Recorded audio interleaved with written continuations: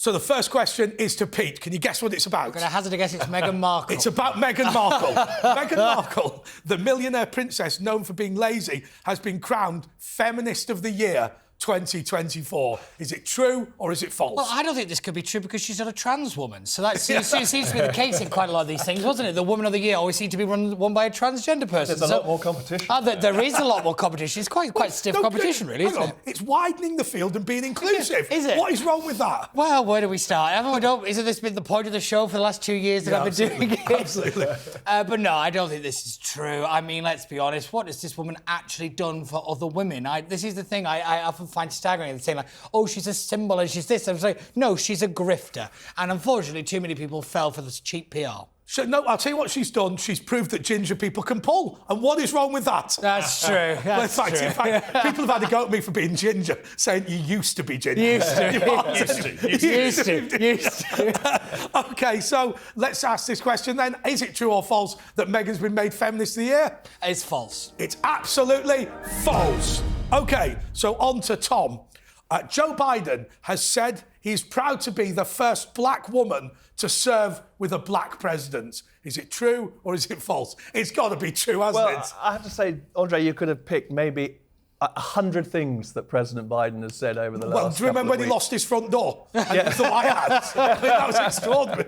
I think this is what's called cognitive fluctuation. So sometimes I thought it was being mad. Sometimes straight after the debate, didn't President Biden come straight out and he looked great. He was on TV, he was making sense, everything was there, ticking along. And then he says something like this. And you can kind of see what he's trying to say.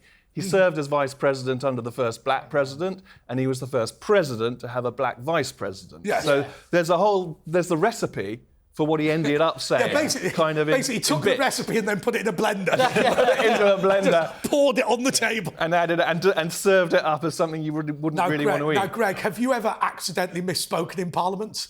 I don't think so. I tell you what, Paul Bristow, when he was MP for Peterborough, played an absolute prank on me once. It was during the pandemic, and I was asking a question of Matt Hancock when he was Health Secretary. Yeah. And Bristow just sent me a text saying, why have you just said my Suffolk constituency in the House of Commons? And I went into blind panic. I didn't, did I? I had to go back and watch the video. And of course I'd said Buckinghamshire. It was a classic Bristow. Forgetting where you were a member of Parliament. Rick Holden suffered from that problem. No. I note he doesn't comment. No, it's no. It's Rick Holden!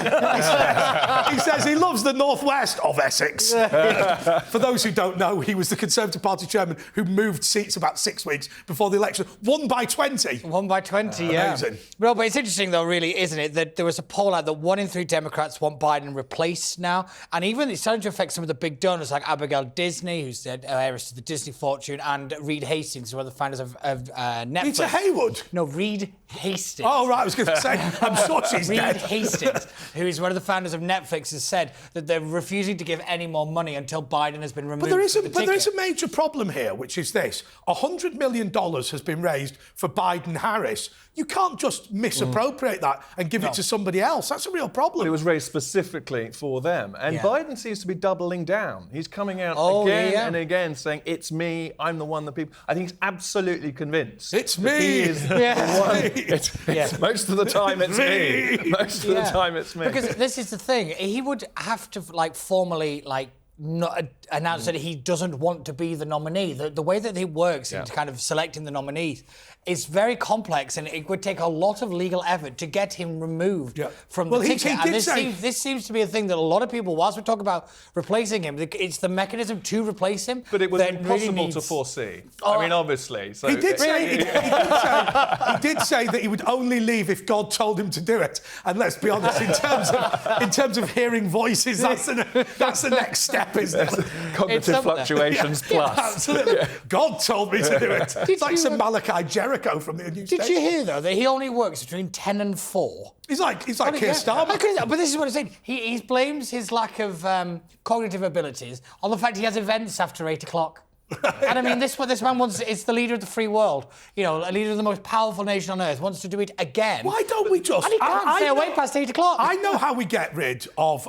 Biden. Just tell him he's president of North Korea and he'll pop over here. But he couldn't even be prosecuted because he was an elderly man with a bad memory. And you think, well, if... I mean, that's an extraordinary thought, that when there was an attempt to prosecute him, which I don't think he was guilty of the crime, but they said he was unfit to stand trial because of his cognitive ability. This is a man that you can't even jail because he's too mad and he's got the nuclear buttons. Absolutely terrifying. But anyway, does he believe he's a black woman? Is it true or is it false? I fear, Andre, I think this is true. It is, unfortunately for all of us, true. So, OK, to Greg. Keir Starmer is considering releasing 40,000 inmates early to relieve the prison crisis. Is it true or is it false? He'll probably let them out and give them a wealth tax. Well, who knows what he'll do? I mean, actually, there's a rumour circulating that it was one of the reasons we had a July election, because this crisis was actually looming. It was a serious problem, and the prison estate that we've got is in crisis. And actually, in Buckinghamshire, where they want to build a new one, even though they can't staff all of the prisons they've already got in Buckinghamshire, it's just crazy. But I can't understand this whole situation. We've got a place like Wormwood Scrubs and Wandsworth Prison. I've got a friend, and people are going to be staggered by this. I've got a friend. We're all staggered by Just by that. Just by that is enough. I've got a friend who False. It's absolutely false. I've got a friend who lives opposite Wandsworth Prison in a £10 million house. We've got these extraordinarily valuable prison estates. We could get rid of them and move them to uninhabited islands in Scotland. I mean, why not? Why not? They keep wanting to build them literally in prime real estate in places like my constituency. It's absolutely crazy. I mean, with the housing crisis, the idea of building a prison in Buckingham is madness. No, they can't staff it. Yeah. None of the prison officers, the salaries they get would actually be able to afford a house anywhere near the place, because of the average house prices in my patch are north of £500,000, average house prices. Yeah, we've got derelict land, regeneration sites all over parts of England that, frankly, we should be building. Now, Keir Starmer says, and I quote, that after people have served 40% of their prison sentence, he wants to take them out. Now, I want to do that too. I remember a great incident when I was working in Parliament, and a Labour MP said to me, "Oh, you mustn't agree with Ken Clarke. He says he wants to reduce the prison population." I said, "So do I." But you don't want to release them early, do you? I went, no. This could work, though. And it depends who they release. If they release the kingpins, who are very good at law and order, we could have a sort of Peaky Blinders version of the English cities around the place. What you mean? The modern equivalent of Ronnie and Reggie? Exactly. Sort out the knife crime problem. They'll sort out the youth. They'll get respect back on the streets, but there may be some downsides. So, Greg, how's it been the past couple of days? It's been really weird. I mean, I tell you what, I went into the chamber this morning to try and put a prayer card in to actually have a seat. And that's so that you've got a seat. I've got a seat for the election of Speaker, but because the election of Speaker doesn't begin with prayers, there are no prayer cards. But the chamber was full, and I'm talking PMQs level full, rammed. You could not move in there. And then I had a realisation. They were all new MPs. Yes. There were no returnees. It's amazing, actually, though. I mean, when you were a new MP, could you imagine there being 400? I mean, there was a fair number when you came in, but nothing near to that. Yeah, there was 107 of us new in 2019 when I came in, plus about 20 odd on the Labour side. Yeah, this time round, it's total turnaround. I saw the Speaker's secretary, Helen Wood, and she was leafing through the picture book of all the new MPs. Yeah, the Speaker's got to learn all of them. All of them. Yeah, that's right.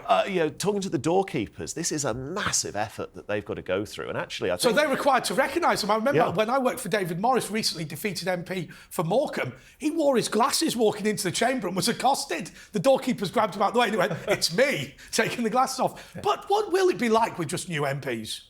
I think it'll be very strange. Sitting there this afternoon for the first time, I'm going to look out on this sea of unrecognisable faces. And actually, there's 20 odd on our own, 121 MPs. There's 20 odd that are new on my own side, most of whom I don't know yet, so I've got to get to know them. Then you've got, quite literally to the left of us, this massive block of 71 Liberal Democrats. Yes. That's going to be uncomfortable. That'd be awful. I mean, A, the smell, B, the vegan food. I mean, that meat-free Mondays, here we go. That vegan flatulence, Greg, you want to stay well away. Well away. All right, I need to sit the speaker's end. That's right. It's funny how we call it the speaker's end, isn't it? Really? Well, all right. Let's not take that too far. So just a matter of interest, what are Labour MPs going to do? What will they take over part of the opposition side? No. Will they sit in the gallery? There's going to be a lot of them standing. No, because they can't all fit in the benches. Well, all MPs can't fit in the House of Commons chamber anyway. So just to explain to some of our viewers who won't know, when the House of Commons was rebuilt, Winston Churchill had it built smaller to make it more atmospheric. There's only about 400 seats, isn't there? Yeah. And 650 MPs. 650 MPs. That's why you always see people standing. Now, technically, it's only a convention that government parties sit behind the Treasury bench and opposition parties sit on the other side. Actually, you can sit wherever you want in the House of Commons. However, they will keep up convention. I don't think any of them will sit on the opposition side of the House. There's just going to be a lot of them standing up at PMQs. So there's been some debate as to whether Reform has got 4 or 5 MPs. But we'll return to that subject later. But Nigel Farage is in the House of Commons. What do you think? Well, look, he clearly is a great communicator. He got a serious number of votes across the whole country, and we have to acknowledge that and respect that, but come to a new unity, a new direction for the Conservative Party that actually can make people excited about voting Conservative again. Because you're more on the Brexity end of the Conservative Party, aren't you? Obviously, you're not obviously a supporter of Reform UK, but presumably you'd be relatively happy with a much less frosty relationship between these two parties. Yeah, if we have that frosty relationship, we won't get anything done. However, I want to see a position where the Conservative Party has a proper Conservative platform going into the next general election, or frankly, going into the council elections next year, and people who, in anger, and I think it was in anger, I had a lot of those conversations on the doorsteps in my own patch, went out and voted Reform instead of voting Conservative, as most of them have done their whole lives. And get them back to the Conservative fold. Well, I'll tell you, my dad did precisely the same thing. James Grundy, the MP for Lee, brilliant guy, but unfortunately had to stand down because it was a pretty hopeless situation. But in that constituency, if you put the number of Conservatives plus the number of Reform UK people, they wouldn't have won, but they wouldn't have come far off. You know what? A couple of things I picked up, actually as late as poll day. There were a lot of young people, 20-somethings, that voted Reform. Yes. And I think we really need to understand that and why that was, because I think the lazy analysis that, they liked him in the jungle, actually doesn't cut it. No, I think it is deeper than that. Right. We do need to understand that. And also, in a lot of these seats, they picked up, 5, 6, 7, 8, 9,000 votes without doing anything. Yes. And I mean anything locally. I first knew what my Reform opponent looked like at the count. Some of the standard photography was a little bit low, if I'm being totally honest. But anyway, has Keir Starmer said that he's going to release 40,000 prisoners? Is it true or is it false? Look, it's Labour, of course it's true. It's absolutely true. So on to Pete. Continuing the theme, really. Yeah. Conservative MP Mark Francois is odds-on favourite to be the next leader of the Conservative Party. Is it true or is it false? Look at Greg's little face. Given the state that the Conservatives could find themselves in, where they spend all the time infighting, this could very well be true. But hang on. Because you know as well as I do, Greg, that there's nothing the Tories love more than a little bit of infighting. We're going to unite. We're going to unite, all right? I hope you do. I really hope you do. Well, Pete, you stuck with the Conservative Party, didn't you? Why? Because you're one of those people who's been venomously against Reform, but also probably largely agree with a lot of their platform. 100% agree with their platform. I just don't think that cutting off your nose to spite your face is the way to go about it. I live in what's known as realpolitik. The reality is Nigel Farage has done more for British socialism than Jeremy Corbyn has. That is just simply true. Yeah. And I'm sorry, I hate to break it to people. Wait. I turned round and I said, and I don't know whether people are going to agree or disagree with this, but giving Conservative campaign headquarters another term of office is like trying to resolve a crack addict's problem by giving them crack. I don't disagree, but you're starting to sound very much like a Corbynista in 2017 by saying Jeremy won the argument, because I'm not going to lie, you're all Corbynistas. You're but in teal-coloured ties. That's the reality. It's Jeremy Corbyn. He says, I love Pete too. Where are the underpants? Before we go any further, we've got to ask this question. Yeah. Has Reform won 4 seats or 5 Well, seats? I'm reckoning it still could be, arguably could be 4. That's because traditional unionist voice won Ian Paisley's seat, and he's not technically a Brexit MP. Yeah, so now, just to remind ourselves that you said that you would dance in your underpants. I did. Now, the reason that's not happening today is because Greg's refused. Greg's refused to see it. No, I don't need to see that. No. Not again. Can I just... Reform have heard enough things in this country. They don't need to ruin our Saturday night. Absolutely. But this is the reality of it. That I actually, and the reason I stuck with the Conservatives over Reform is that on the facts of it, whilst you were sending a message to CCHQ, while you're having a go and you're sending smoke signals and all the rest of it, socialists walked through the front doors of Downing Street. That's true. And the damage they can do could be irreparable. OK, so Pete, is Mark Francois odds-on favourite? Is it true or is it false? I pray to the gods that this is false. It is, in fact, false. That Was the Woke That Was continues after the break. It's time for That Was the Woke That Was with Andre Walker. Welcome back to That Was the Woke That Was. On our amazing panel is the Conservative MP Greg Smith, Tom Harris from the Free Speech Union, and Pete Barnes, who is refusing to dance because he says there's only 4 Brexit Party MPs that we're going to have to decide on later. But anyway, Tom, your question. A new BBC drama about the Battle of Hastings will feature black actors playing Anglo-Saxons. Is it true or is it false? Oh, Lord. Does it matter, though? Well, it does. It does matter in terms of historical accuracy, yes, and in terms of why is this happening? Why are we seeing this everywhere? I'm planning to play Saladin in the remake of Kingdom of Heaven. This is where it's getting to. I mean, there's absolutely nothing wrong with having anyone of any colour in different roles on TV, in the theatre, in film roles.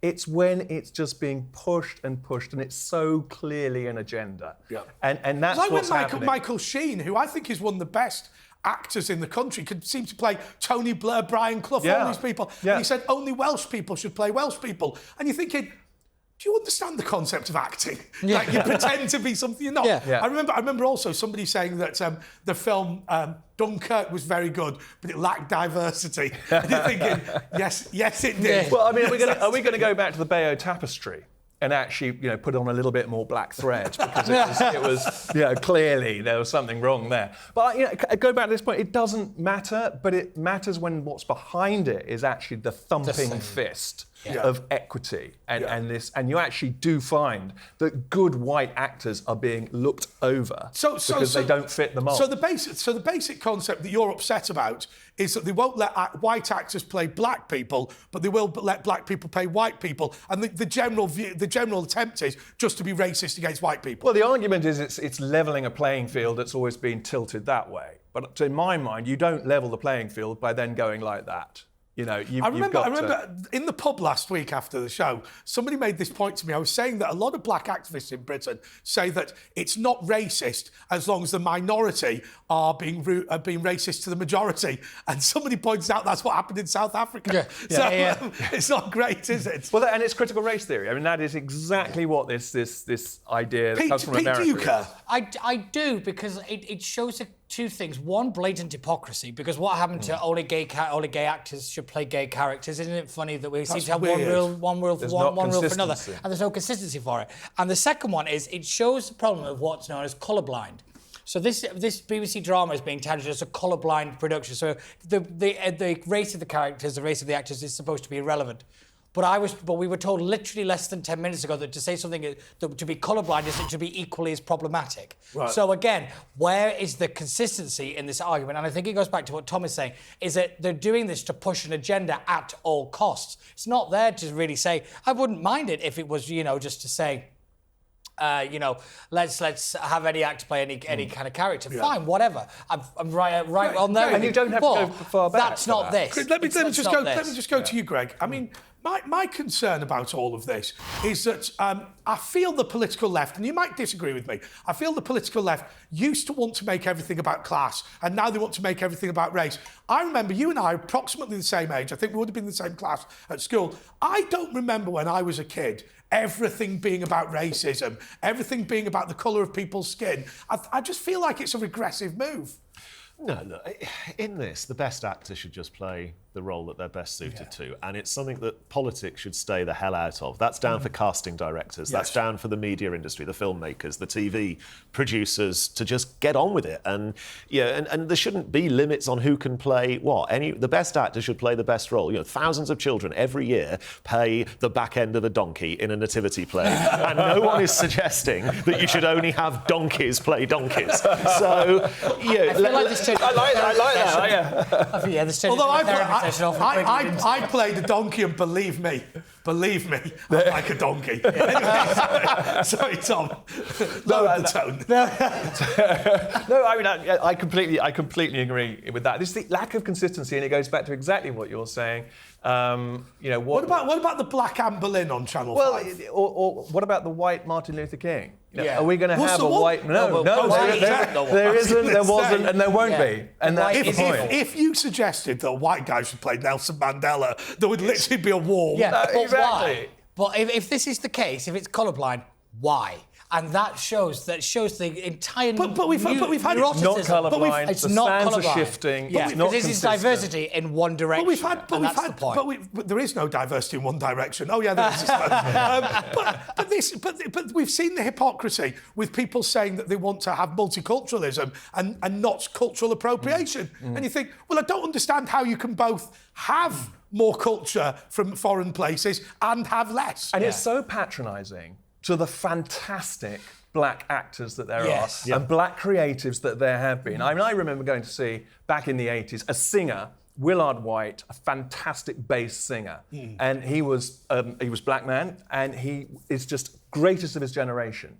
Now, if we're saying, we're just going to, make it tilt the playing field in this direction, we're doing a disservice to the best of every kind of person. I have to say, I bought my mum, and my dad went as well, tickets to Macbeth at the Lowry in Manchester, and it was an entirely black cast. And my mum said she walked in and thought, this is a bit strange, but actually it was based in a modern African dictatorship. It was based on Zimbabwe. And she said, actually, it worked phenomenally well, simply because they'd made it relevant by doing that. There are some smart ways of doing it. Really smart ways of doing it, but it's just this clunking fifth behind it. But that's the point, that's not this, in terms of this is pushing it for the sake of pushing it, and there's no kind of creativity or originality behind it. It's just, this is, we will have a black actor, and if you don't like it, you're a racist. That's what this is. Yeah, absolutely. OK, Tom, so has a new BBC Battle of Hastings programme decided to have lots of black people in it? Is it true or is it false? I've not checked with the Bayeux Tapestry, but I think it's true. It's absolutely true. OK. Greg, following its election defeat, all members of the SNP now travel down to Westminster in Nicola Sturgeon's camper van. Is it true? Is it even still on the road? It's been impounded. It's probably been impounded. I bet it's not MOT'd. I bet it's not taxed. The tyres have probably gone to an illegal point on the tread depth. But I tell you what, one of the silver linings of election night was seeing the SNP reduce back down to an absolute rump. Because in the last Parliament, they were the agitators. They were the ones that were screaming and shouting on everything. They were the ones that were causing the unnecessary divisions, even though they kept us all there. So divisions as in they kept voting? The votes. They'd call a vote on anything, and you get that, that ridiculous thing that you sometimes see on the news, where the eyes to the right, 500 and something, the nose to the left, 50. You just know, why did you do that? Why did you do that? And of course, they're actually dangerous. They're dangerous because of their nationalist agenda. They want to split our country. Were they just trying to wreck the House of Commons? Yes.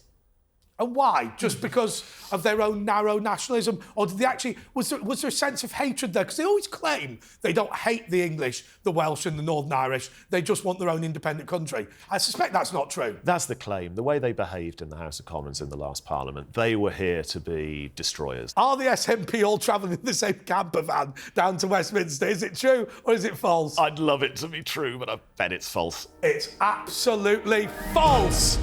OK, Pete. Yes. Reform UK. Oh, you like Reform UK, don't you? I'm setting a new theme on this show. How many MPs did you Reform UK get? 4. It was 5. 4. It was 5. It was 5. Who are you saying's not an MP? No, he's saying that what he's arguing is he's arguing that traditional unionist voice who are in alliance with the Brexit Party does not count as an official Brexit Party MP. Doesn't count. That has saved us. That saved us from seeing his thought.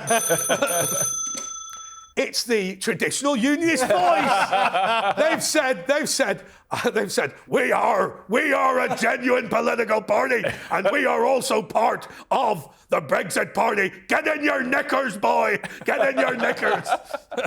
Ian Paisley's back. Ian Paisley's back from the dead, which is ironic because they beat his son. Who's his son? But anyway, OK. Reform UK has been accused of faking This is unbelievable. This is incredible. I know what this story is. Reform UK has been accused of faking candidates at the general election. Critics say the Clapham candidate, Mark Matlock, was AI generated. Is this true or is it false? If there was any sanity in the world, this would be false. Yeah, this is the thing. But I know for a fact it's true because this might be the most bizarre thing that happened in this general election, and that is saying something. So basically, 609 candidates were put up by Reform. Some were initially paper candidates because they wanted to increase the vote share. It's a standard thing that smaller political parties do. That's nothing new. However, there was this rumour going around that there was a group of around 50 to 60 MP candidate profiles. Seemed a little lack on details. Some didn't even have a photograph of the candidate for people to look up and to see whether they were real people. So then came the accusation that they either weren't real or they'd just been AI generated, through ChatGPT or something. And it was like, this can't be real. But then I remembered it's Britain in 2024. Of course it's real. We know that. Peter's already said that this story is true in the sense that the allegation was made. Great. But I've never been nominated as a parliamentary candidate, but it's not as easy as just walking in and handing in the paper. No, there's a lot of paper you've got to fill in now. You've got to get your 10 signatures from real people with their electoral roll number on it. You've got to. I sat there, it was like getting a mortgage. I sat there with my agent going through, signing about 20 different. And do you have to take passports, driver's licences, or whatever? No, there's no ID requirement actually. There is no ID requirement. Somebody told me that when you're a new MP, I don't know if this is true, that what you get is you get your piece of paper from the returning officer that says Greg Smith is the MP from Mid-Buckingham. You don't even get that, actually. Don't you? But you have to go into the pass office with your passport and a leaflet to say, look, it's me. Is that true? I don't remember, actually. I don't think it is. I remember turning up. You know what? This is quite a funny story. When I was elected for the first time in 2019, my count finished about 6:30 in the morning. And at the time, my only child, my wife was about 8 months pregnant with our second child at that. And I got home, my dad had stayed in the house with my little boy Jacob, who was 3 at the time. And all I wanted to do, even though the jubilation of just being elected, feeling so proud in 2019, I'd made it to the House of Commons. Yeah. All I actually wanted to do, because I'd been up for so long, was go to bed. Yes. Open the door, there's my dad coming downstairs with Jacob. Daddy, time to start the day. And all I was thinking of at that point was, what do I do with him? What do I do with him? What do I do with him? And that little bit of paper you get given from the returning officer actually basically is photocopied and just says, yeah, you can turn up any time from 12:30 on the Friday to collect your pass. And so I thought, do you want to go on a train, Jacob? And that's what we did. We went down and my wife got this incredible photo of me holding Jacob's hand walking through from Portcullis House to the main palace. Oh, brilliant. And he got a ride on a train, which he thought was wonderful. Yeah, so he wasn't overly bothered about you entering the Battle of Westminster. Just a matter of interest, because we've got 400 new MPs. How do they feel when they walk into the place for the first time as an MP? It's a pretty magical feeling. Yeah. You've made it to the mother of parliaments, the House of Commons, this incredible building. And actually, you still get goosebumps when you come in through carriage gates and you see Big Ben, and you walk through Westminster Hall. And I get it particularly when I'm showing constituents or guests round and taking them onto the floor of the House of Commons. It is a magical place where history has been made, and we must never, ever forget the great honour that has been put on all of us that are elected to the House of Commons by our constituents. And the seats are quite comfortable, I'm told. Oh, some of them are. Some of them are. So they refurbished them on this sort of cycle, and they're actually they're a bit. Some have got no arse. Yeah, they're a bit modular. you sort of pull a cushion out and put a new one in. So some of them are a bit flat, and some of them are a bit bouncy. OK, well, Reform UK, who got 5 MPs. No. Right, OK. Reform UK have been accused of faking candidates. Is it true that they were accused of faking it, yes. or is it false? Well, they've been accused of faking it, so that bit's true. But they were not But fake. they weren't, so So it's false. we're going with true. No, true that they faked it. True that they faked it, yes. Sorry, true that they were accused of faking it. Oh, my Oh, God. I'm confused. I'm confused. OK, Pete, we'll let you off. The allegation was made. The allegation It's true that the allegation was made. That was the woke that was. Continues after the break. It's time for That Was the Woke That Was with Andre Walker. Hello and welcome back to That Was the Woke That Was with the newly re-elected Conservative MP for Mid Buckingham, that is Greg Smith, Tom Harris from the Free Speech Union, and the man who has refused to run round in his pants because he claims that Reform UK only got 4 MPs, not 5. Yeah. It is Pete Barnes, a man who is totally lacking in honour and decency in this matter. Says the Reform voters. Says Reform voters. 5, not 4. OK. So, by the way, Greg, can your children count up to 5? Yes, they can. Yeah, they can. So Pete can't. Yeah. So But there can we they go. explain the Even the difference between a TUV member? OK, so on to Tom. Labour's newly announced Minister for Women says the definition of what a woman is depends on the context. Is it true or is it false? Well, I suspect this is true because the definition. It's just going to be true, isn't it? It's just. I mean, we're dive straight back into these waters of what is a woman. You know, the transgender debate, and in the manifesto already for Labour, they're going to be going with this trans-inclusive conversion therapy ban. And we're going to see that coming through, with a whole other bunch of free speech issues that are on the cards. And it's really worrying because people like J.K. Rowling and a whole load of very prominent women have been shouting loudly for women's rights. And we're going to go straight back into this confusion. And it's taken, Sir Keir Starmer 3 or 4 years to get to work the out what point a woman is. when he realises what a woman is. Greg, how do you balance all of our desire to be polite and tolerant to people with the fact that there is a real concern about the way that certain young people are being pushed into changing their gender or changing their lifestyle in this way? Well, we've always been very clear. A woman is an adult human female, and children should not be allowed to make life-changing decisions while they're a child. You know, the backbone of my conservatism is freedom. What they do as adults is entirely down to them to make a decision on to be whoever they want to be. But children should not. Absolutely And not. you know, this is the point I make to a lot of LGBT activists that I know, saying you might not agree with I love the way you're just sort of leaning and swinging back on the I'm With the glasses. I'm thinking. I just need a whiskey. Now he knows he's got away with the underpants thing. He thinks he can do it. Relax. No, but that's the thing. I say this to a lot of LGBT activists that I know, saying you might not like the Conservative position, but the one thing it has been is consistent. That's true. The Labour Party, in my opinion, has used the trans community as a weapon, as and when it chooses to do. So Bridget Phillipson, who has become the new Women's and Equalities Minister, and you've got Annalise Dodds, who's Women's and Equalities within education. These people, as they pick and choose when to support the trans community and when it doesn't. That's the reality of it. And we're back in these hot waters because yet again, the Labour Party chooses to play the game and they choose which tent they want to hang out in. And that's the problem. I've banned a lot of trans activists from my shows. And the reason I banned them is because I'm not sure they actually represent anyone other than themselves. No. I've met people in the trans community who largely want to get on with their lives and not go on about anything. Yeah. And what you get is you get a few people who are just obsessives, who sort of stand up saying, I mean, we had somebody talking about the idea that that men who go, I'm a woman, and do nothing else should be allowed in women's prisons. No sensible person, and certainly not the body of the trans community, believes that. Well, so many of these activists, you're right, they do not debate in good faith. No. Yeah, and they don't debate well either. No, they don't. And you push the arguments a little bit and they'll storm out the studio.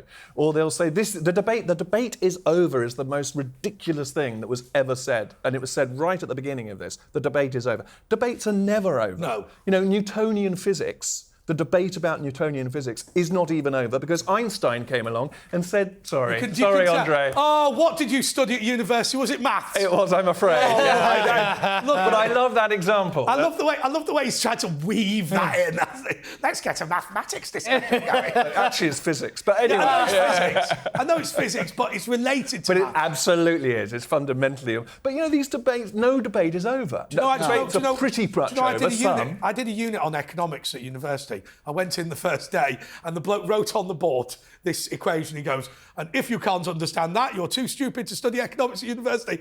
And I went, thank you. And that was the end. And he went, all right. Wasn't and he got a first-class degree. I don't think anyone had actually taken him up on the offer. Yeah, but it's interesting because Tony Blair, I get a shiver every time I say his name.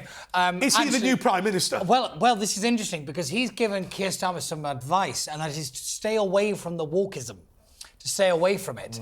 And I think this is trundling right towards it. Yes. And it's trundling towards it in a way that I still believe was one of the final rods that brought down Nicola Sturgeon. Oh, without a doubt. Without a doubt. And I think if Keir Starmer isn't careful, if he doesn't play the factions of his party carefully, he could be in a real struggle because a super majority like he's got is that actually very difficult thing to manage because you've got a lot of people making a lot of noise. We'll start to come up with a great picture. I think it was in the Sunday Times of it was all the ministers stood outside Downing Street with a begging bowl, and it's basically saying time to pay up. And he's made a lot of promises to a lot of different. But I'll tell you, this is the problem that Reform UK secretly had.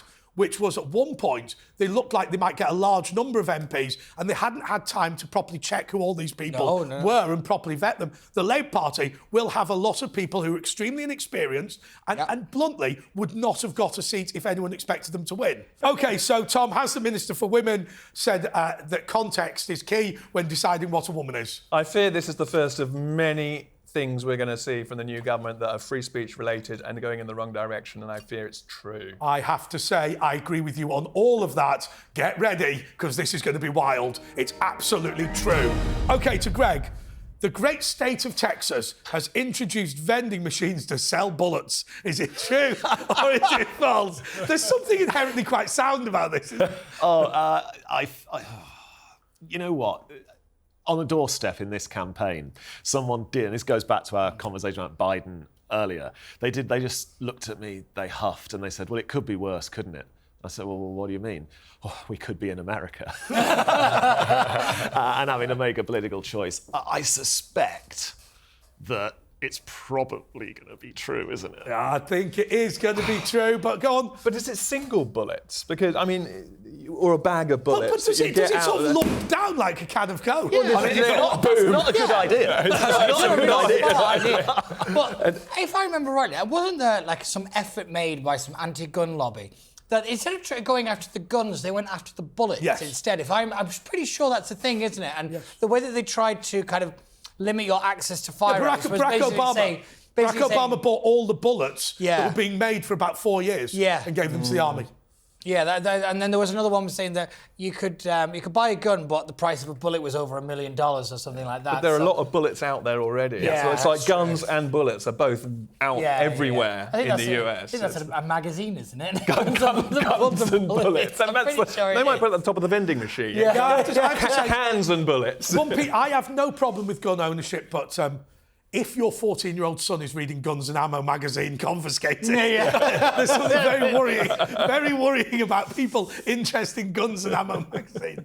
Anyway, so has Texas introduced, I know you've already said it's true, but I'll repeat the question. Has Texas said it will introduce vending machines to sell bullets? Is it true or is it false? It's true, isn't it? It is absolutely true. OK, Pete. Yes.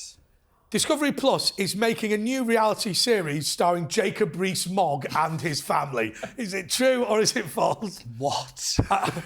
At home with the Rees-Moggs. At home with the Rees-Moggs. Keeping up with the Rees-Moggs or something like that. Keeping up with the Rees-Moggians. Latin for beginners. I have to admit, like, we talk about the fall of the big beasts of the Conservative Party, but, you know, people like Jacob Rees-Mogg losing their seat is somewhat of a moment, really, within the... But I always think the problem is with Jacob Rees-Mogg being a big beast, I always imagine they have to be fat.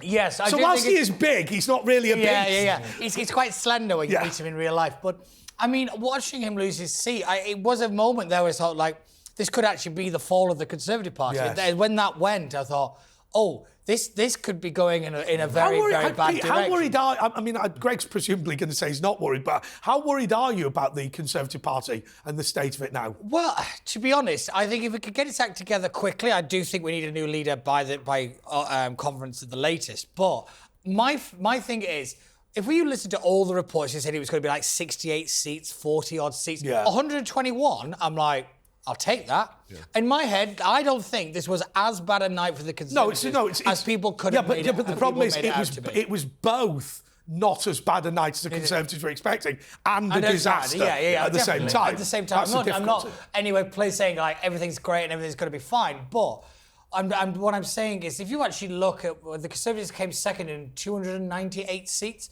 it's not like the Conservatives were completely out of mind of voting. But there is something, Pete, before we go to the break, there is something called the Great Speed Up, isn't there? Where they're saying that scandals and political returns are happening faster in the media age. Let's be clear.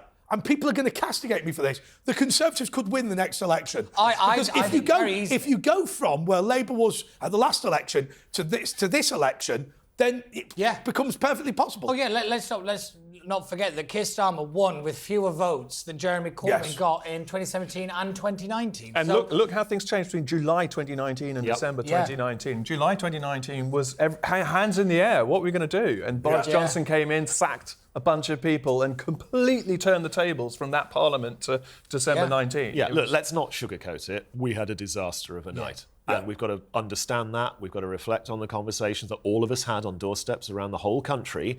We've got to get a new leader in place. We've got to re-earn the right to be heard. Yes, that's true. And then come forward with a package, a policy platform, a Conservative platform that we can get voters excited about again. Absolutely. OK, so Pete, is Jacob Rees-Mogg doing both his nightly show in the other place and also doing a Discovery Plus programme about the family? Is it true? I've got to pray that this is false. It's true. No way. That was The Woke That Was. Continues after the break. It's time for That Was The Woke That Was with Andre Walker. Hello and welcome back to That Was The Woke That Was. On our panel tonight, we've got the Conservative MP Greg Smith, Tom Harris from the Free Speech Union, and a man who can't count up to 5, Pete Barnes. OK, so straight on to Tom. It's tough, it's hard, it's cruel. Mystery artist Banksy. He's not an artist, he does a stencil. I used to do that when I was 5. Mystery artist Banksy could finally be forced to reveal his true name due to a legal row. Is it true or is it false? All he does is stencil. It appears overnight. Tories are bad. But I'll take one. If it comes to the block I live in, I'll take one. Without a doubt. Actually, I wouldn't, because it seemed to cause chaos. It does cause chaos, but you're OK because you've got £15 million in the bank. You know. Well, why can't you just stencil one yourself? Oh, and pretend it was a Banksy. Do you know what I might do? Mind you, my house has got a big garden, so no one would see it. But I'd love to stencil somewhere a fake Banksy, see what happens. Well, I mean, if you can persuade someone that's a Banksy. You remember the one that went to auction, and as soon as the hammer went down in auction, it went through and essentially got shredded. Half of it got shredded. And went, oh my Lord, that must be... doubled in value. Trebled in value. Overnight, instantaneously. But how upset must Banksy be when the way to improve his pictures is to ruin it? It's like, cut it off a wall. It's worth much more if it gets shredded a bit. I remember when years ago, blimey, even nearly 20 years ago, I was on a council in London and I had the cabinet responsibility for street cleaning and combating graffiti and all of that. An alleged Banksy appeared somewhere in Shepherd's Bush. We never verified whether it was right or not because I sent the street cleaning team with a jet washer up to get rid of it straight away. It was vandalism. The left went wild. I remember, was it somebody on the tube a cleaning lady on the tube got rid of a Banksy not so long ago. Like she basically got some Windolene and just got rid of it. Quite right too. It's her job. Wasn't there? Who was that? Was it Tracy Emin in the unmade bed? Yes. And, and basically some cleaner came and went, oh, look at all make that. That's the trouble with some of this modern art, isn't it? I mean, if it's that bad, the cleaner decides to get rid of moving it around. The great argument about the modern art one was somebody once put their pair of glasses like this just in the corner of an art gallery and then just left it. Somebody pretended to take a picture and everybody else flooded around to take a picture of it. It wasn't even an installation, it was nothing. It was one of these psychological experiments to see whether people would just go along with something, to see whether they actually... Well, I went to the Sartre Gallery and saw a piece called F-Face, but the F was the full rude word. And there was this... And there was this bloke with his little 8-year-old son going, it's all about when nature goes wrong. Right, anyone who Googles what F-face is all about, it's absolute filth. Absolute filth. It's basically... A little 8-year-old. Yeah, the nose is not a nose. Right. And the mouth is not a mouth. It's absolutely repulsive. It's like, and he's there with his kids showing them it. And I smashed the thing. Absolutely despicable. Anyway, will Banksy be forced to reveal his name? Is it true or is it false? I think this is the joy of our court system. It's open. You know, you can't do it in secret. That's right. You can't be anonymous. It's an open court system. So it has to be true. Yeah, that's right. Just sue him for anything now. I've just thought about that. Absolutely true. OK, Greg. Oh, my God. Every MP in Keir Starmer's cabinet is opposed to Brexit. Is it true or is it false? Well, I've just said, oh, my God, I'm giving it away. I'm giving it away. I mean, your presenting skills a little bit. Greg, let me tell you, I'm as good at presenting as I am at politics. Yeah, that's not great. Don't laugh. It's going to be true. I've known you a long time. It's going to be true, isn't it? It's 1996. They're saying that's when me and Greg first met. And upstairs in the green room, he said, he's not changed a bit. Well, that's definitely true. Yeah. Look, we know where Starmer stands on Europe. He's always wanted to What will he do, though? Will he cause any trouble? I think there is a risk that he might. And we've had stuff from David Lammy, the Foreign Secretary, indicating... Sorry, you can't call him David Lammy. He's the self-styled British Barack Obama. I mean, look at him. Look at the state of him. Look, there's been noises coming out of Labour that they want that closer relationship. They're desperate to try and reopen the Brexit wars and go down the path that they believe in. It would not surprise me one bit if every single member of his cabinet was a Remainer, because actually whilst there were some very good Labour politicians who came out for leave and campaigned for leave, the Kate Hoeys and the Graham Stringers and people like that, most of them were Remainers. Yeah, they were. And it's inconceivable to me that Starmer would have put a Brexiteer in his cabinet. Tom, is this a danger? Yeah, I mean, I come back to what Pete said earlier about realpolitik. You know, there was a lot of protest voting happening last Thursday. We are now living with 400 plus Labour MPs who can do what they like. It does not matter that all those votes went the way they did. If you have 400 MPs, you can have a House of Lords that hates you. You can ping pong back and forth eventually. It's going to go your way. So if but Keir the left Starmer do have a wants majority in the Lords. Yeah, but that's... As well, anyway. As well. But if Keir Starmer wants to move I'll tell you something. The Lords is the worst. I've got a friend of mine who got a peerage and he said, I don't feel I really deserve it. I'm too young. And I went, that is 1920, not 2020. That place has been rammed full of the biggest communists, no marks, you could find. But there is a plus here. If we get free movement back, then we can leave the country. Which is honestly something I'm looking at. But can I just say, the way that this will work... Are you going to become a non-dom? I might try to... I'm having a look at what the options are. By the way, just to be clear, Tom Harris does work for the Free Speech Union, but made a fortune in the city. It's not a small. I'm not, when you said... You exaggerate this every time, Andre. When you said that your personal investment strategy is to ensure that funds are invested in different countries, I thought, that is not a ball map. You don't want home bias, do you? No, but the way that this will work is that Keir Starmer will bring us into regulatory realignment with the European Union. because at the moment, whilst there is a kind of genuine, not appetite to rejoin, there is no appetite to have a referendum again. Yes. That's what's really important here. There's no real appetite to reopen this within the public. So what they'll do is... So they'll just copy all the European everything. law. So basically, by the time of the next general election, Keir Starmer's plan will be to, if he wins that one, would then be to have another Brexit referendum to take us back into the European Union, because it would make sense to be a member, because we are already doing everything the European Union does. That is how this will work. Yeah. And is how most of us were telling you why not to vote for reform. OK, Greg, is every member of Keir Starmer's cabinet opposed to Brexit? True or false? True. Absolutely true. And the final question, and Pete, this is the first time we've got to all the questions. Oh, wow. So here we go, Pete. Ukraine has been told it can't join NATO because it's too corrupt. True. Is it true? Sorry. It is, in fact, absolutely true. OK, well, in that case, we'll come to the end of the show then. Would you like me to flesh that out a little more? Pete, I want to ask you a question. How many points do you think you've got? I'm going to say probably less than 5. Is it 4 or 5? I think it's probably going to be 4. Right. Pete, once again, can't count to 5. So the scores are tonight. Pete Barnes gets 5 points, or is it 4? Nobody knows. Tom Harris gets 386 points. But the winner, because he's only one of the only few Tory MPs, and also one of my best mates since 1996, Greg Smith with 8,492.5 points. Greg, congratulations. Thank you to my panel. Until next time, goodbye.